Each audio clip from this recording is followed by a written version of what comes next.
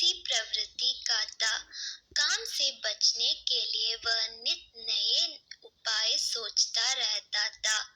गोदाम से दुकान तक के रास्ते में एक नदी पड़ती थी, जिस पर एक छोटा पुल बना हुआ है। एक दिन नदी पर बने पुल पर चलते समय अचानक गधे का पैर फिसला और वह नदी में जा गिरा। नदी के पानी से नमक की बोरी भीग गई। जब तक व्यापारी ने गधे को पानी से निकाला, तब तक बोरी में भरा बहुत सारे नमक घुल चुका था। गधा जब चलने लगा तो उसे बोरी का भार बहुत कम महसूस हुआ और वह खुश हो गया। उसने सोचा कि अपने ऊपर लदा बोझ हल्का करने का ये बहुत बढ़िया तरीका है। अगले दिन वह जानबूझकर नदी में गिर पड़ा। नमक पानी में घुल जाने से बोरी का वजन फिर कम हो गया। उसके बाद से वह हर रोज ऐसा ही करने लगा।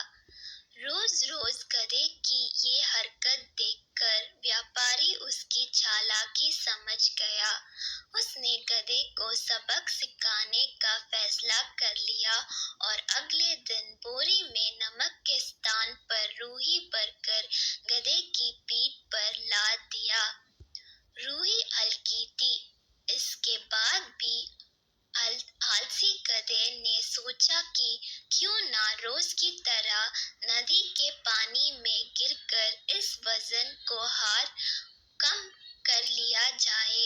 इसलिए वह जानबूझकर नदी में गिर पड़ा। लेकिन इस बार बोरी में नमक नहीं बल्कि रूही थी। पानी में भीगकर रूही का वजन कई गुना बढ़ गया।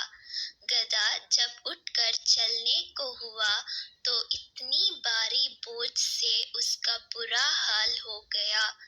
उस दिन के बाद से उसने कभी आलस न करने का निर्णय किया। सीख: आलस का फल कभी न कभी मिल ही जाता है। एक ही उपाय हर बार कारगर सिद्ध नहीं होता।